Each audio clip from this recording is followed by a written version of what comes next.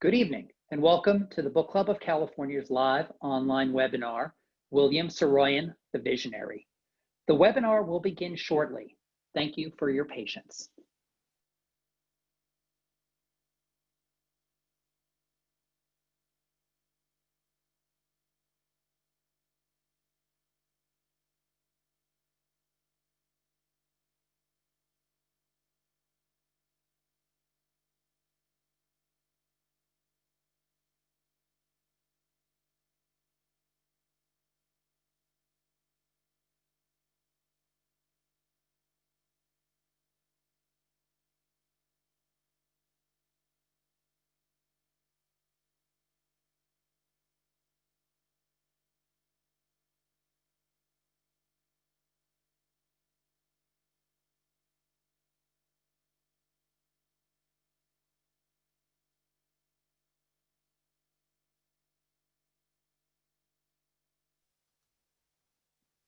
Good evening, and welcome to the Book Club of California's live online webinar, William Saroyan, the Visionary. This webinar will begin shortly. Thank you for your patience.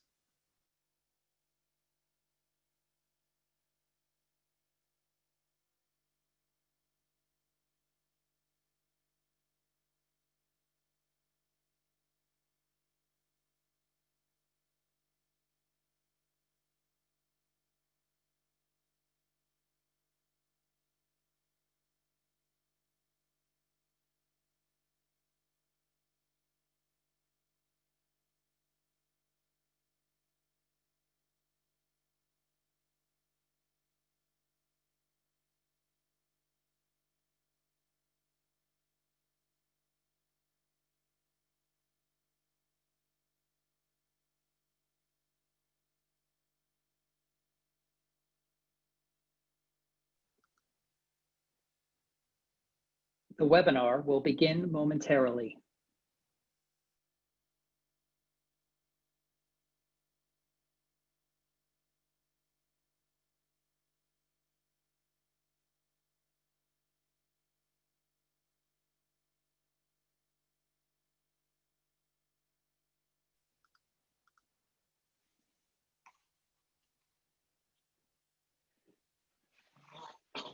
Good evening, and welcome to the Book Club of California's online program, William Saroyan, the Visionary, presented by Charles Jannigan. My name is Kevin Kosick, and I'm the Executive Director of the Book Club of California, and it's my pleasure to welcome you and host this webinar. Tonight, we have more than 115 people joining us for this presentation. So for those of you who are new to us, the Book Club of California is a nonprofit, member and donor-supported organization dedicated to preserving and promoting the history of the book and the book arts. Oftentimes, we do that with a focus on the literature and history of California and the West. The book club publishes limited edition books, a scholarly journal, and keepsakes. We host a year-round series of exhibitions and programs like the one this evening on topics including fine printing, design, typography, bookbinding, collecting, and much, much more. So if you're not a member, or if your membership has lapsed and you're interested in what we do, please consider joining our century-long tradition. Our membership dues are modest, but the benefits are many. We simply cannot do what we do without the support of our members. And I encourage you to visit our website at bccbooks.org to join or donate to the book club. And now for tonight's program and our speaker, Charles Jannigan. Born in 1908, the fourth child of a poor Armenian immigrant family, the writer William Saroyan grew up in a community that managed to escape the genocide in Armenia. Surrounded by love but not much food, the family struggled to build a new life in the agricultural community of Fresno. At 3 years old, Saroyan lost his father to a sudden illness. His mother found work in San Francisco and moved her 4 children to an orphanage in Oakland. Eventually, the Saroyans moved to San Francisco, where William lived for many years. Here, Saroyan used the rich collection of characters in both Fresno and San Francisco to delight readers and ultimately analyze the human condition. Even though he won the Pulitzer Prize for Drama in 1940 and an Academy Award for Best Story in 1943, Saroyan has disappeared from the American literary canon, a memory shared only by people who came of age before the 1970s. Tonight, Saroyan's cousin, Charles Jannigan, will demonstrate what made Saroyan so exciting when he burst onto the scene in 1934 with his short stories, and what helped him sustain a writing career until his death in 1981. Charles Jannigan is a writer, editor, and a collector. He is also the managing director for Forever Saroyan, an archive of Saroyan's work. Charles will share some of Saroyan's short stories that illustrate the rhythmic, universal, and timeless nature of Saroyan's prose, as well as rare artwork and ephemera from the archive.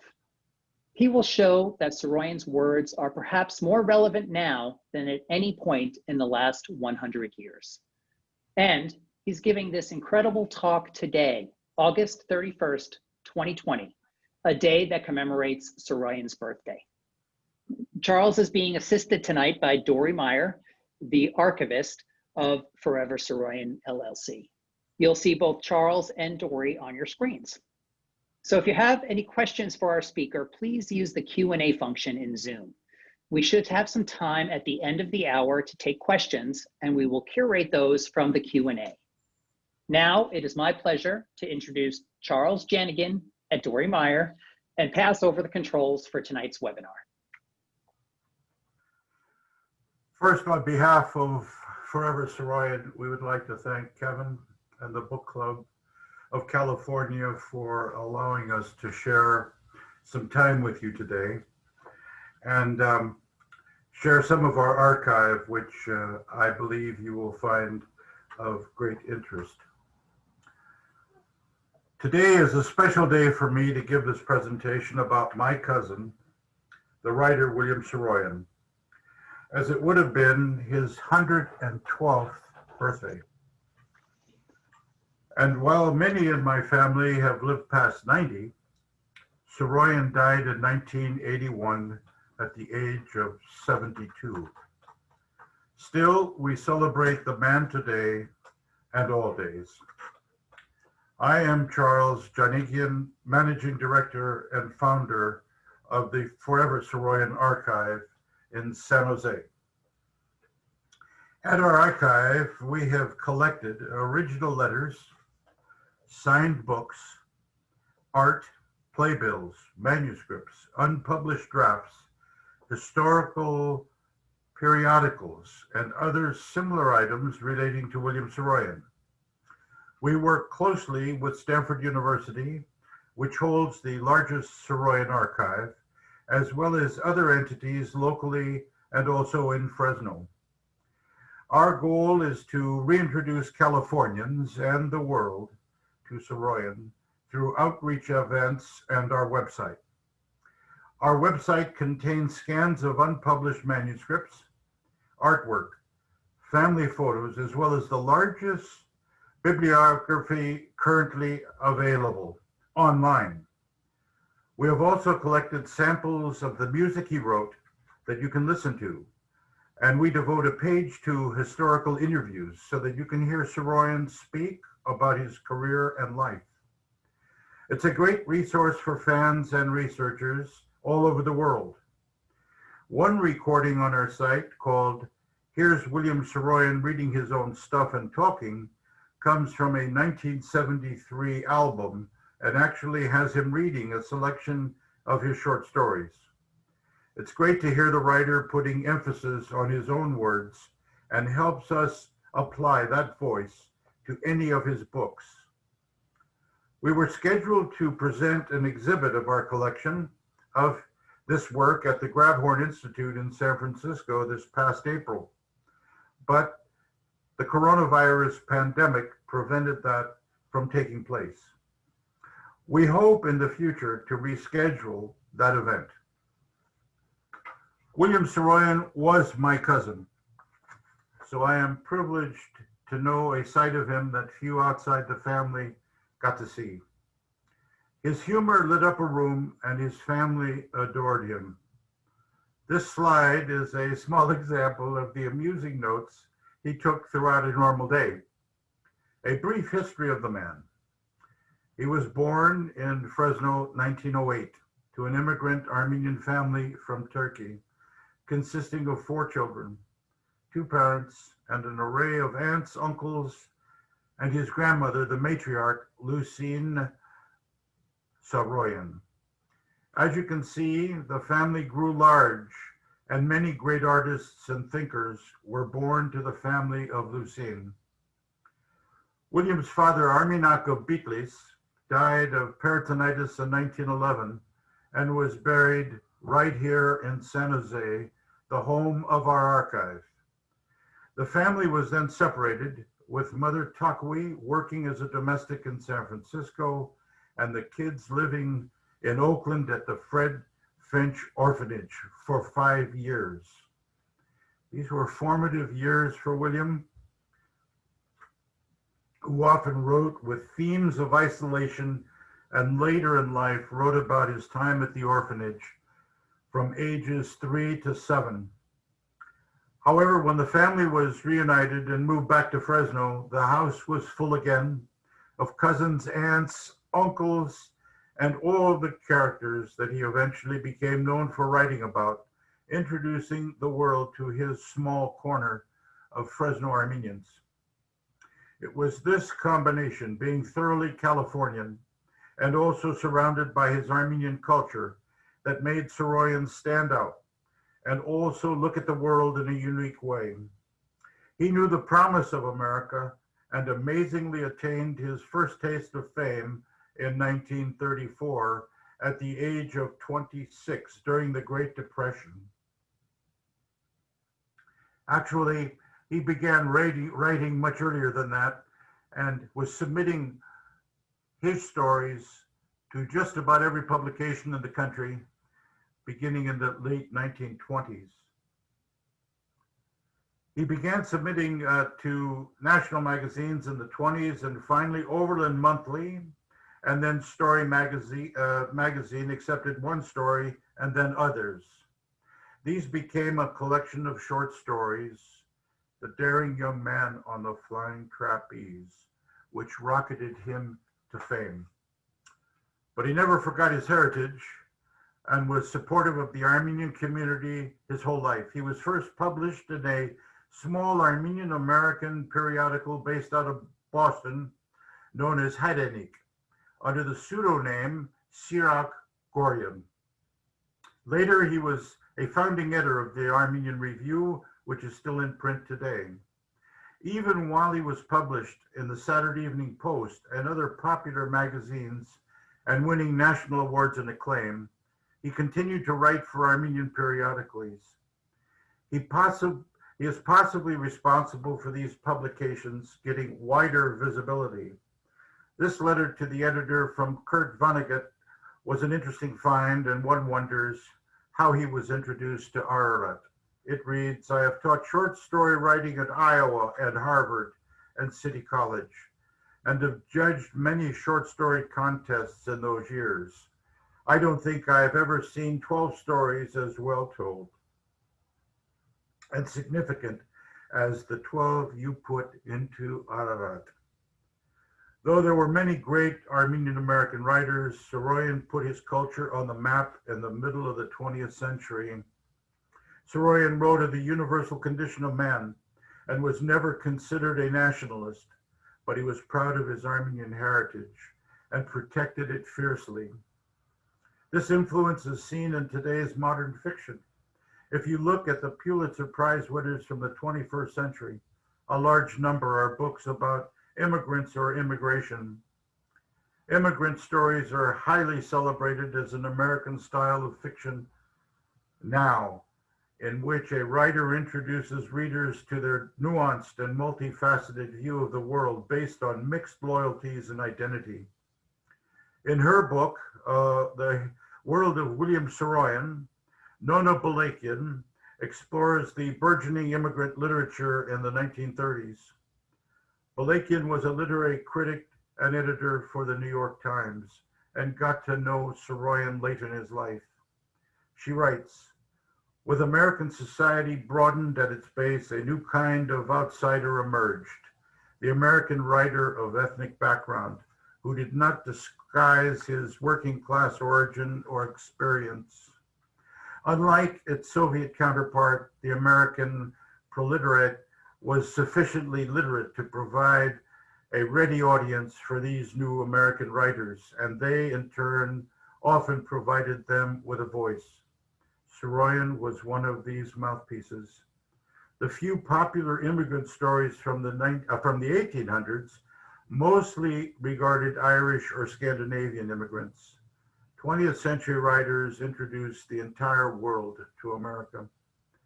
With immigrant literature just starting to flourish when Saroyan was coming up, his influences were largely Eurocentric. Saroyan's dedication in the 1959 anthology, The William Saroyan Reader, begins. To the writers who impelled me to write, Jack London, Guy de Maupassant, Charles Dickens, Anton Chekhov, Mark Twain, August Strindberg, Maxim Gorky, Ambrose Bierce, Leo Tolstoy, Molière, George Bernard Shaw, Walt Whitman, Henry Frederick Arnell, Henrik Ibsen, Sherwood Anderson, and Solomon, the son of David, who wrote the Book of Ecclesiastics. In critical analysis, Saroyan is most often compared to Emerson and Whitman, thoroughly from Western European backgrounds and notably American. Though he didn't share their ethnic background, he was clearly affected by their celebration of humanism, impressionism, and the common man, which shone throughout Saroyan's entire catalog of works. They also utilize simple language, which Saroyan promoted throughout his career. In the story Antranik of Armenia, in the book Inhale and Exhale from 1936, which he considered his most experimental book, Saroyan illustrates his dual identity as immigrant and native son.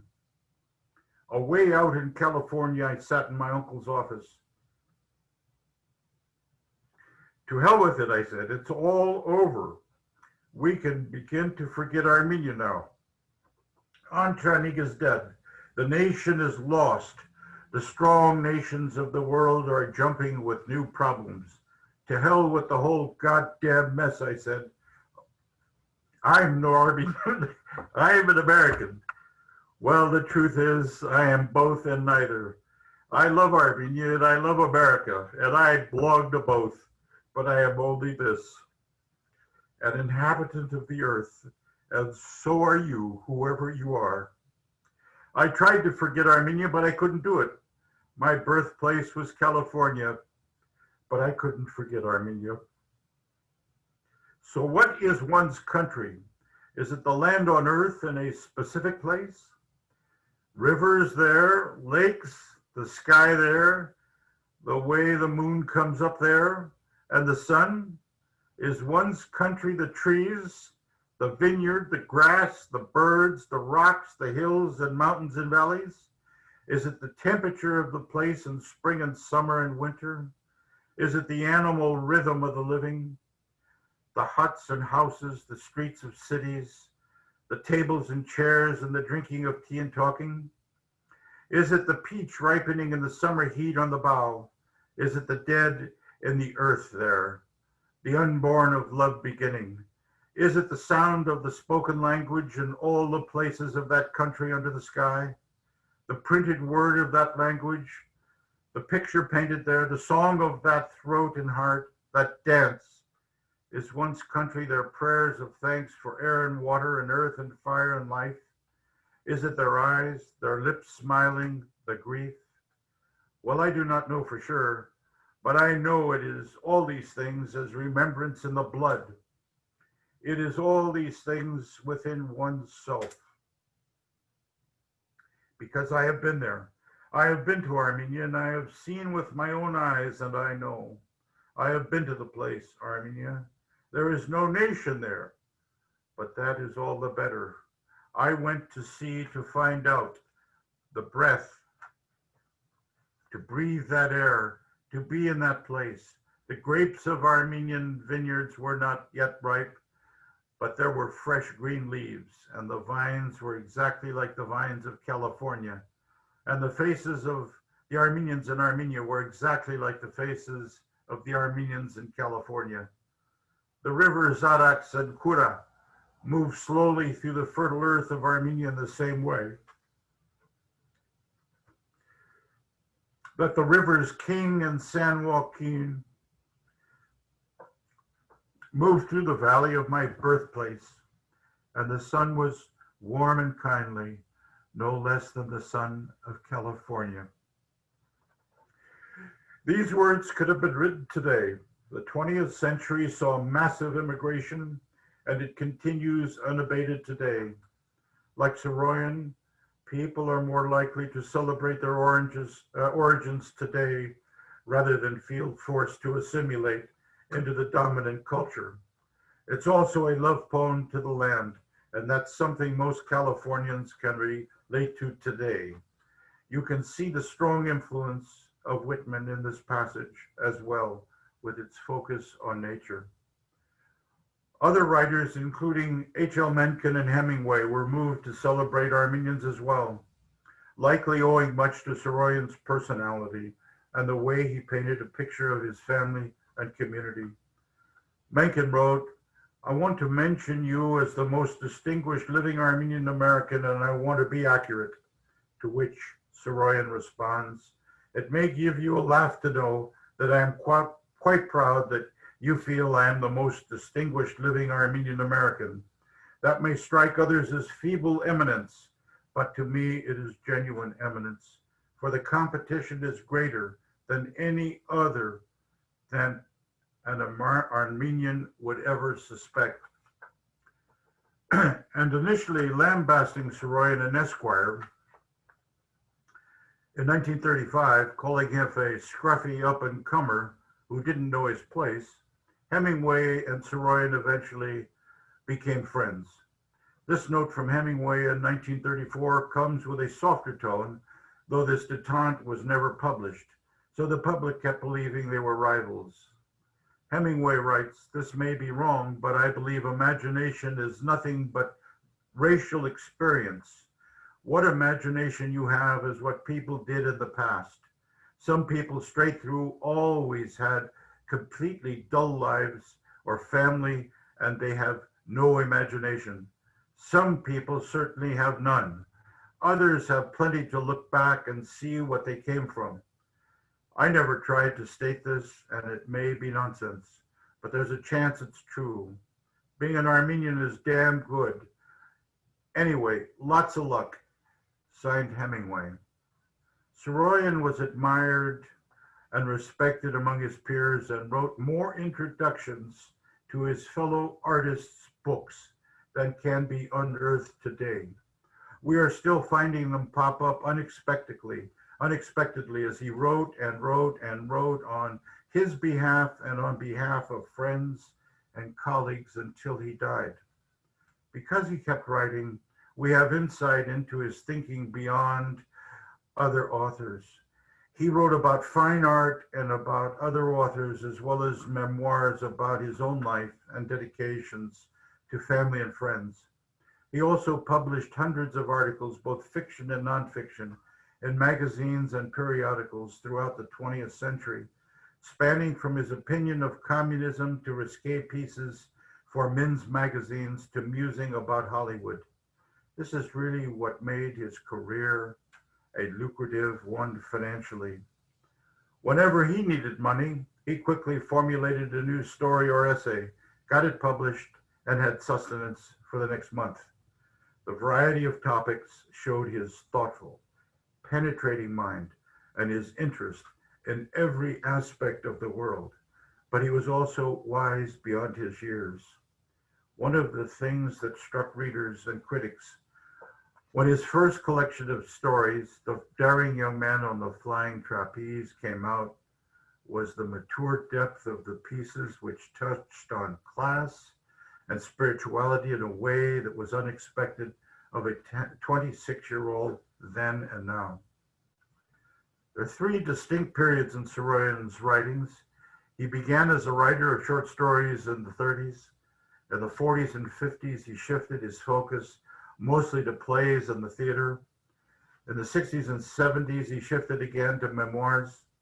He never stopped taking chances and reevaluating episodes of his life in new ways. Sometimes he told the same story in a different format, and it shows that he wanted to make connections in order to process difficult moments through writing, a type of therapy. A major theme in his writing was the coexistence of madness and genius. In his autobiography, Here Comes, There Goes, You Know Who, from 1961, Saroyan wrote, I took to writing at an early age to escape from meaninglessness, uselessness, unimportance, poverty, enslavement, ill health, despair, madness, and all manner of other unattractive, natural, and inevitable things. I have managed to conceal my madness rather effectively. His chaotic childhood was a staple of his writing subjects, and he kept coming back to the concepts of madness and genius in every genre he wrote in. It's nothing new, though, to equate madness and genius, which philosophers have done for centuries. In order to stifle the madness, the constant battles he had with himself throughout his life, he often presented himself as more confident than he actually was. Some contemporaries thought he was conceited in the way he declared his genius, but the talent and self-deprecation were always in battle privately. He called writing his therapy, and it was this outlet that allowed him to explore his demons in a safe space. The writing helped him control the chaos and guide it wherever he wanted it to go. He writes, the work of art is a creation of order and wholeness in the face of despair and chaos. Saroyan's pleasure in mingling with the disordered underbelly of the city as a study in human truth is what allowed him to write about the souls of men. Having known the rich and the poor alike, he writes, how do you take away from a man his madness without also taking away his identity? Are we sure it is desirable for a man's spirit not to be at war with itself, or that it is better to be serene and ready to go to dinner than too excited and unwilling to stop for a cup of coffee even? His willingness to take chances and be spontaneous allowed him to write profound stories. The madness facilitated his genius in his eyes. He also associated madness with Armenians and his family. There's a certain pride he takes in having gone through the rite of passage, madness, to become a more actualized person in his story, Madness in the Family. He writes, going mad was a specialty of the family. Until a man had gone mad, it was understood he was still a boy. If he never did, he was not the equal of those who had. Only a few reached the age of 30 unseized, and over a period of a century, only 2 or 3 members of the family went the whole distance unseized. More than a few took the trip several times, after which they were considered wise men, or perhaps even holy men, as if they had made the pilgrimage to Jerusalem, as in a sense they had. This is another nod to the difference between non-European Americans and Euro-Americans, where he celebrates the vitality and passion of his people when quiet decorum was the more socially acceptable way to be among the dominant Anglo-Saxon culture, especially in Fresno. In his late memoirs, he repeatedly returns to this concept and madness being both terrifying and life-giving as he makes sense of the life he lived and the choices he made. Were they nature or nurture? Could he have done it any differently, or would he have? Either way, his search for truth, meaning, and order through the chaos of his mind led to visionary writing. A major stylistic design in Saroyan's early writing, and one that became especially popular among the beatnik writers of the 50s and 60s, is his musicality and rhythm, and thus emotion. You can pinpoint it throughout his first three books, and even see it in his early sketches. And of course, he wrote the lyrics for the hit song, Come On to My House, popularized in 1950 by Rosemary Clooney. In the book After 30 Years, The Daring Young Man on the Flying Trapeze from 1964, he mentions this musicality. The thing I knew in 1934, that it was necessary to write a story every day. There were no other restrictions. Some of the stories were jazz, pure and simple, but jazz in writing. In a preface to his book Razzle Dazzle, he also wrote, I am a writer who is a composer. You will see music in all my writing. The form and quality of music is in all of it. The very nature of life enduring is to me musical. The whole universe, a musical creation. I'd like to read from an excerpt from one of my favorite short stories, Ben, which was published in the Gay and Melancholy Flex in 1937, a book that was only released in the United Kingdom. This is an example of some of the musicality and thematic maturity from his early books. Notice the numbers and the repetition of words which give it a rhythm. Here is wisdom. Let him who hath intelligence compute the number of the beast. It is the number of a man. It is 600 and then 66 more. They said to me yesterday, do you believe in the word? And I said, yes.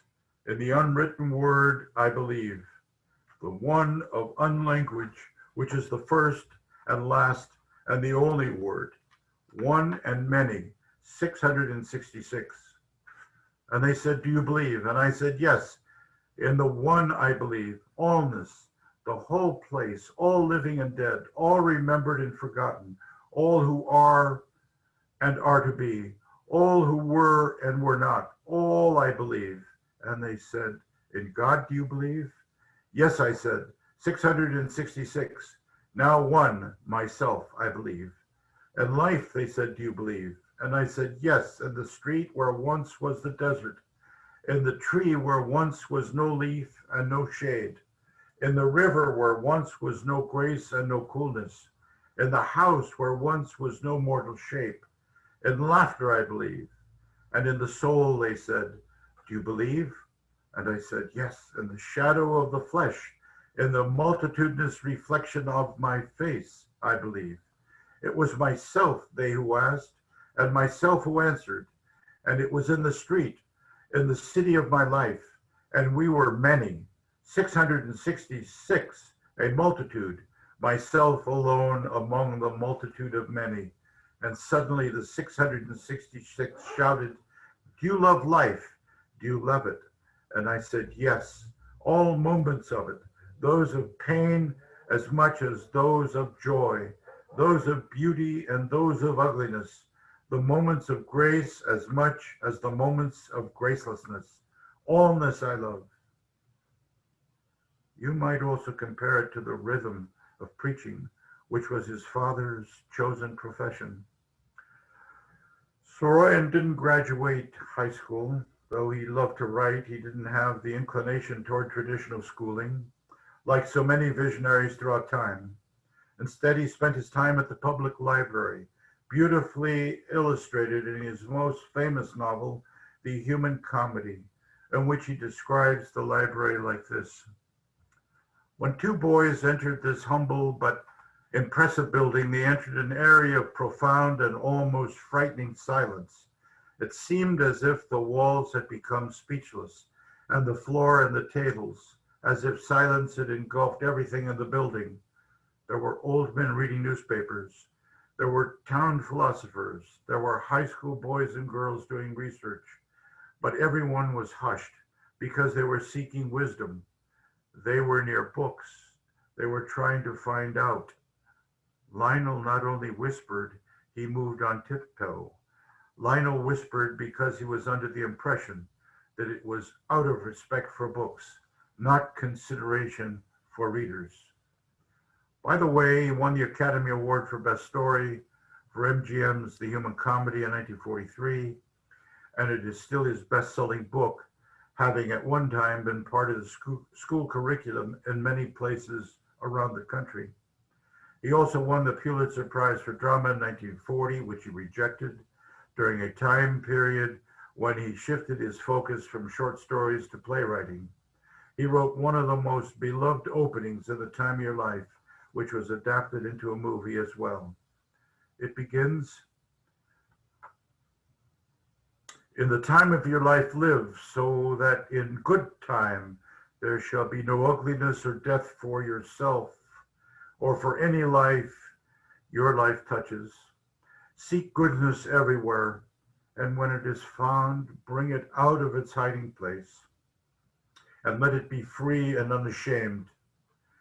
Place in matter and in flesh the least of the values, for these are the things that hold death and must pass away.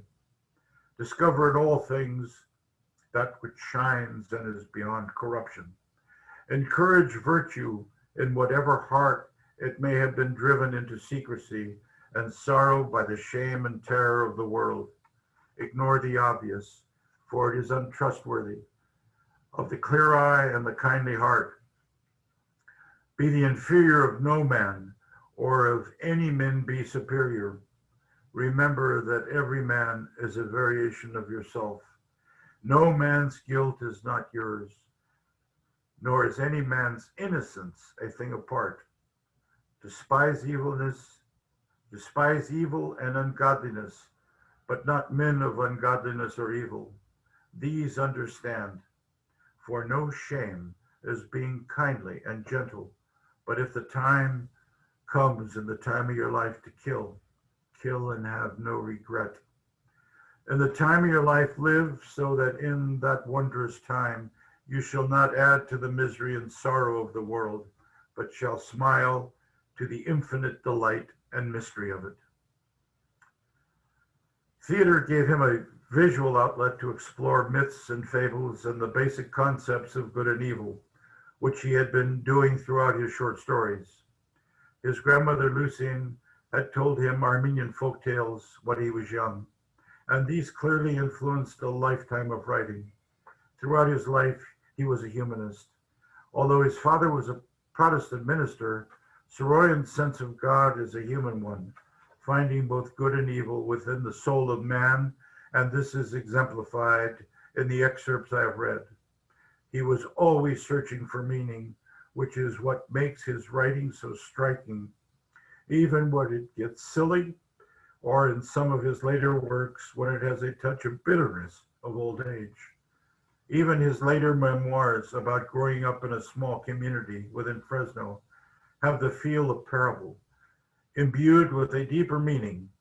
Instead of exploiting his family and the Fresno Armenian community by benefiting off of their stories, he turned their stories into deeper fables that could be assessed by all readers, not just those who could knowingly smile at the relatable cultural references.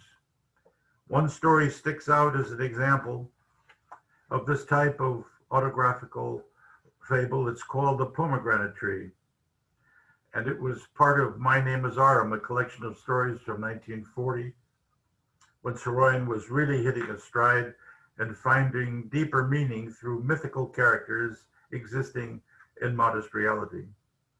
This is when we can see how fables and folklore, as well as religion from his youth, gave him his most developed and memorable writer's voice. In the story, the young narrator's Armenian uncle buys up land to grow pomegranate trees, which is a significant and symbolic fruit in Armenian culture.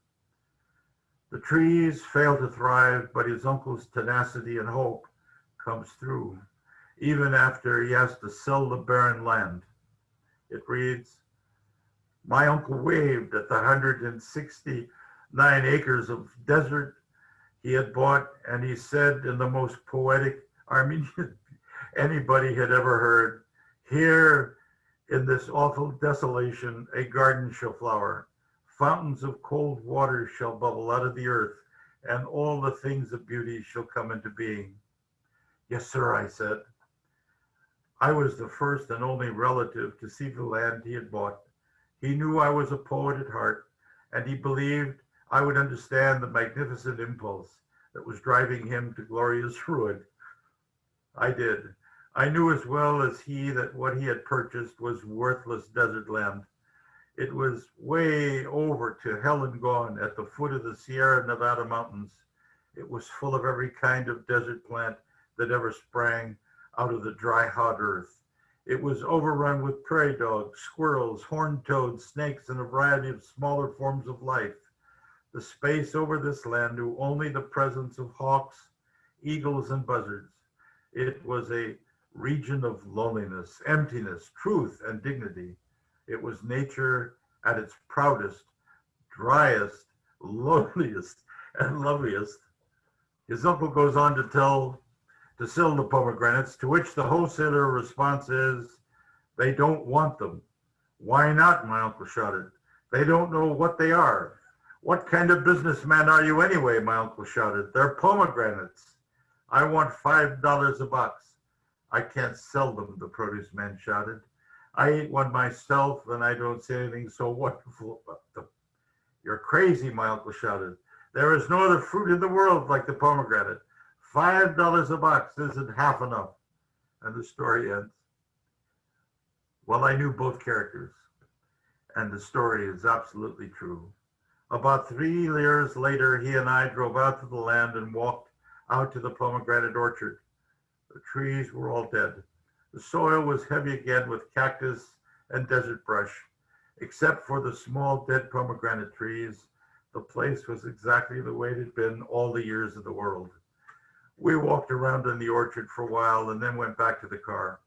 We got into the car and drove back to town. We didn't say anything because there was such an awful lot to say and no language to say it in. This is such an important story because it celebrates the spirit of his Armenian culture in the face of incredible adversity. And even though it doesn't work out for the uncle, Saroyan and his characters are ceaseless dreamers, embodying the immigrant experience in America at a time when America was both becoming more diverse and also becoming less tolerant of that diversity. He often references the poor treatment that Armenians received by the established people of Fresno, mirroring neighborhoods across the country where refugees and the economically disadvantaged seem to threaten the establishment. This story and many others in My Name is Arm hold up today as they did in 1940, which is what helped make Saroyan so relevant today. I also want to point out his description of the land in that story and its situation in the foothills of the Sierra Nevada. In Saroyan's work, location is very important. Sometimes it's obvious, like when he explicitly tells stories about Fresno or San Francisco, of which there are many. Other times, location is important because it's vague and can thus be applied to any town, USA, which is the case with Ithaca, California in The Human Comedy, meant to represent a universal small town suffering from the loss of so many of its young men during World War II. Saroyan was an outspoken pacifist to the chagrin of the US military when he was drafted into the Army. This is another reason why Saroyan's presence should be seen and celebrated in California again. He traveled up and down the state, describing each locale as he saw it in detail, and it's so relatable to anyone living in California. Much has changed socially over time, but he describes the land in a way we can smile at and understand and relate to, which is very special.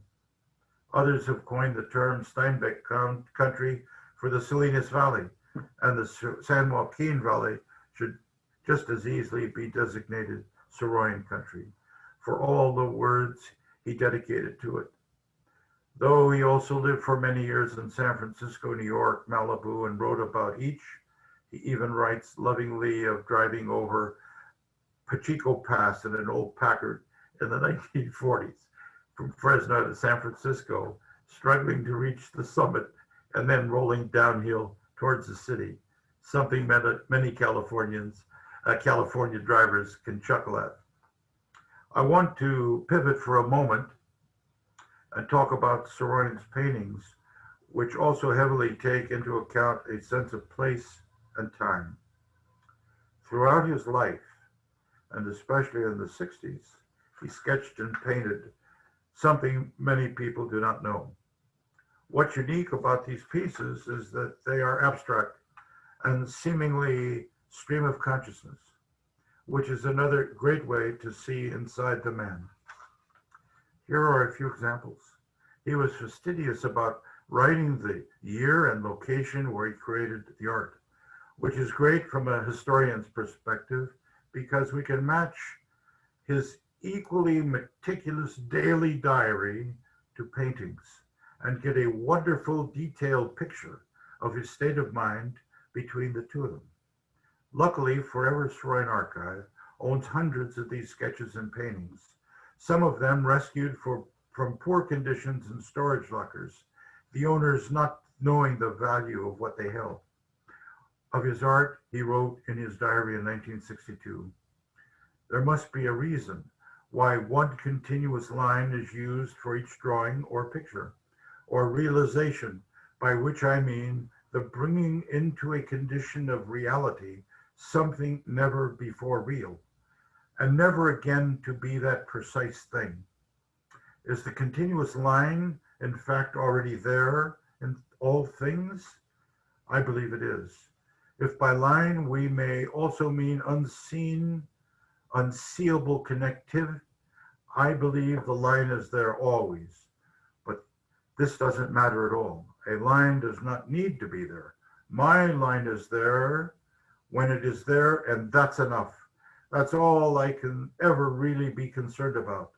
Talk about, think about, remember. My remembering of my pictures is pleasant as if I were remembering treasures." Here again, we see Saroyan reaching for the infinite, trying to find the oneness in the universe, which we see him searching for throughout his entire career. Time and place become critical connective tissue in his stories, building his own history for himself. From the 1960s until his death, he moved genres yet again and focused on autobiography. The books, The Bicycle Rider in Beverly Hills, Here Comes, There Goes You Know Who, Not Dying, Places Where I've Done Time, and others focus on his life, the past and specific moments in time that changed him. Being a fastidious documenter paid dividends as he reviewed his life. He wrote, "A man is his memories, but he is also the things he forgot. I want to think about the things I have forgotten. I want to have to go back to them because I have an idea that will help make known how I became who I am." In his art, he typically has one line connecting all parts of the painting or drawing, like the three fates of Greek mythology, weaving life with a single string. One of the great things about studying the entire body of work of one artist, as well as knowing him, is seeing the themes that pop up in his psyche over decades, and feeling even more connected to him and his search for the truth. This is evergreen writing as it applies to the human condition as much today as it did when he lived. So why is Saroyan not talked about much today? There are a few reasons that historians posit. One is that critics don't think his work changed enough over the years, staying stagnant after that first exciting launch into fame. Ironically, reason is that he became too experimental, especially when he moved into theater, and Americans, unlike Europeans, were not interested in stretching that genre in the 1940s.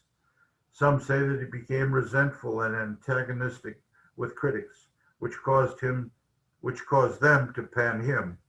And on the other hand, others accuse him of being too sentimental, his naive and optimistic style fitting in during the Depression, but not after the horrors of World War II. His absence from modern literary lists could be a combination of all of these. He was a complicated figure who blurred genres and lines between facts and fiction, never easily placed within a box, so probably a challenge to the marketing business in America. Incidentally, his fame remains strong in many other countries. Over the course of almost 50 years, Saroyan published around 60 novels, collections of short stories, memoirs, and plays. One of my favorite and truest quotes from him is from Here Comes, There Goes, You Know Who, in 1961. There are at least 10 million words of unpublished stuff already on hand here and there, and someday perhaps a specialist of some kind will run through the stuff, or a little of it, and pick out a few words on the subjects of gambling, for instance. In any case, whoever undertakes to mess with my papers has got his work cut out for him. After years living in New York, San Francisco, Los Angeles, Paris, Saroyan wanted to end his days back in Fresno. He bought a house and then another, and eventually perished from cancer. One of his Fresno houses was purchased by an Armenian group and transformed into the William Saroyan House Museum, which is open today by appointment. In 1980, Saroyan bequeathed his personal archive to the William Saroyan Foundation, hoping to place the collection in Berkeley's Bancroft Library. The collection resided at Bancroft until 1996, when the foundation moved it to Stanford. Currently, Stanford, Berkeley, Fresno Public Library, and Fresno State hold Saroyan materials, with the bulk at Stanford. You can use the online archive of California to find Saroyan materials held in many institutions in the state. If they have uploaded their collection finding aids, search for William Saroyan in the search box on the Online Archive California's homepage, and these collections will appear. From there, you can go directly to the institution's website to request to view physical materials on site. Saroyan is also responsible for Saroyan's copyright maintenance and awards an International Writing Prize in conjunction with the William Saroyan Foundation. None of these institutions, however, was designed to promote and republish Saroyan's work.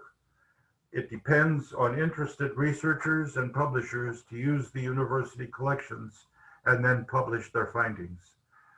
This is one of my goals for our archive, using primary materials to reintroduce Saroyan to the canon and put him in his rightful place next to the American contemporaries, next to his American contemporaries. It was Saroyan's hope that the foundation might assign a literary executor that would work out the detail for publishing his manuscripts. However, that has not happened. So we are willing and hopeful that this will take place sooner than later. In 2016, Forever Saroyan published William Saroyan and Archie Menashe, The Complete Correspondence, 1929 to 1981, which is a book of letters between William Saroyan and his cousin, Archie Menashe. Some of these came from our own collection and the rest from Stanford University collection of letters.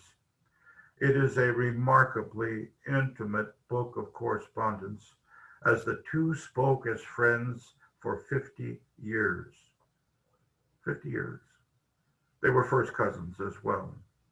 It also includes artwork, photographs, and postcards within the text and in the appendix.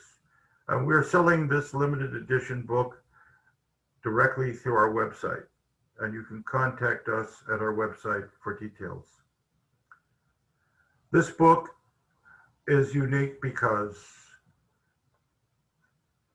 Archie Manukin, Saroyan's cousin, wrote to Saroyan in the late 20s and asked that Saroyan help him with his poetry. Saroyan, his elder, not only helped type his poetry, but instructed him on the art of writing. The lessons in this book about that process would help any young writer today interested in learning how to write. Thank you for attending this presentation. I hope you are newly excited about the works of Saroyan and his importance to the California literary canon. Crossing and mixing genres, experimenting with time and place, introducing the world to his Armenian culture is a non-stereotyped way exploring the universal truths that unite humankind. These are the achievements that made Saroyan a visionary who broke out of his era and withstands the test of time. Please reach out to Forever Saroyan for more information about our publications, holding, and our upcoming events. Once again, thank you, Kevin, and thank you to all who have been with me this evening. This is a parting word from Saroyan, published in 1935, about his heritage. And this is the most quoted piece of writing by Saroyan that Armenians use throughout the world. It is in Armenia, and it is in every major Armenian institution throughout the world. And he published it in August 1935 in the book, Inhale and Exhale. Thank you again, and I'd be happy to answer any questions. Charles, thank you so much for sharing such a remarkable talent with us. I mean, such a fascinating and, as you said, complicated individual, right? With an intriguing story in terms of his entire life and his work, and how much we don't know about everything that William Saroyan has done. I mean, I had no idea that he had written lyrics and stories and plays and the paintings. I personally need to make some time to come over to the archive and see some of this artwork once Shelter in Place is over, because that was just so fascinating and completely new to me. I really loved the section, Madness and Genius in the Family, and you talked about the family a little bit, and a number of the questions we have in the Q&A are actually about the family.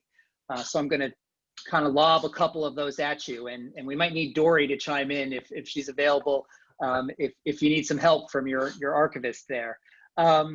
First, you mentioned that there are other members of the Saroyan family that were artists or kind of renowned in their own way, and I was wondering if you can tell us a little bit about some of those. Are there any artists or personalities that we may know of? Well, Kevin, there's a gentleman who was William's first cousin by the name of Ross Bagdasarian, who later changed his name to David Seville, who was responsible for the Chipmunks. Between William and Ross, they composed the song Come On to My House and others together. And Come On to My House, of course, was a best-selling song in the 1950 period with Rosemary Clooney. Mm-hmm. But Ross Bagdasarian stands out on his own.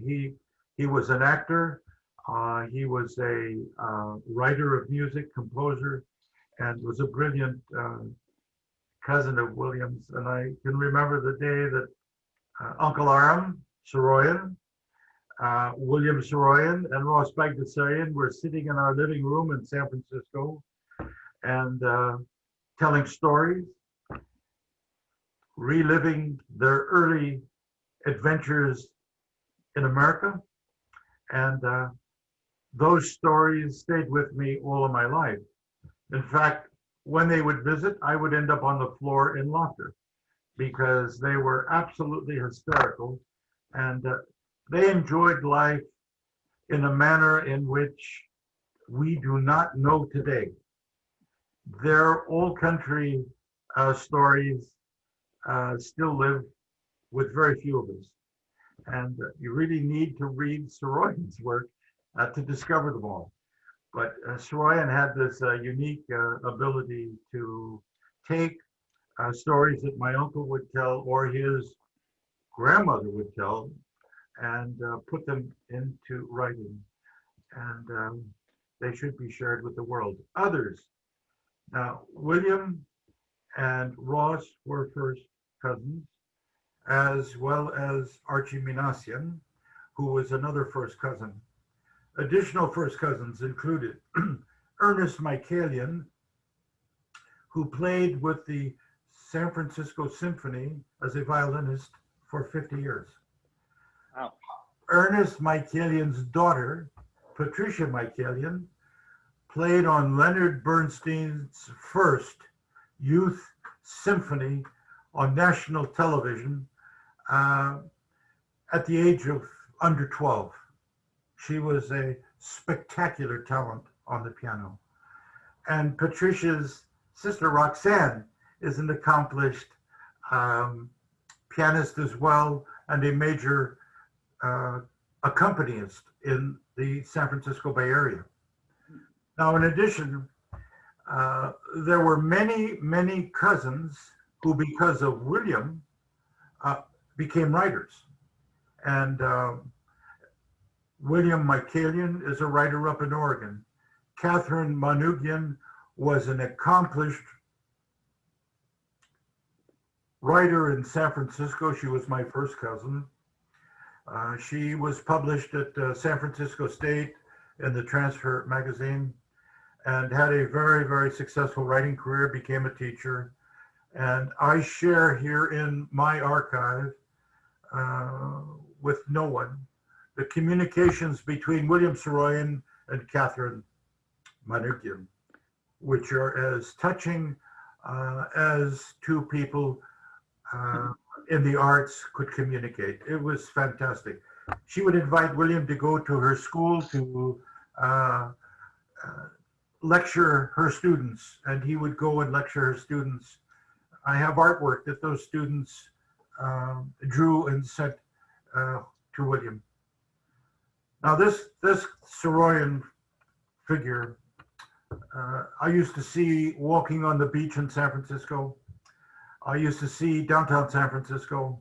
I used to drive him down El Camino Real to go to Shakey's Pizza Party for a dinner with my uncle and his children. And we had very, very serious conversations about life and especially family life. He worshiped family. He worshiped Archie's family, 6 children. And it was the one thing he regretted was that he did not have that family bond that he had hoped for all his life.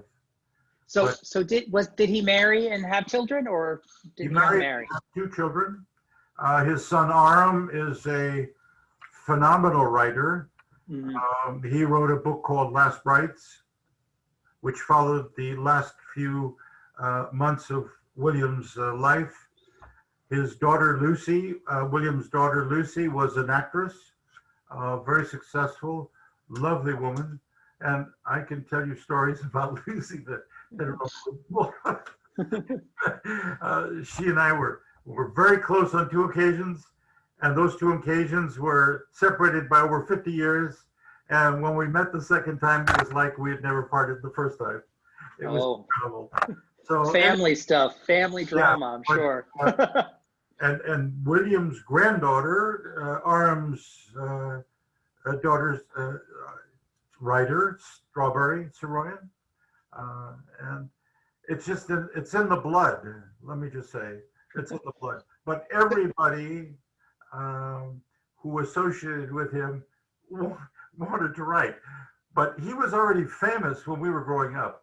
And I remember I had won a short story contest. I had edited the best literary magazine on an American college campus at San Francisco State. It was called The Transfer.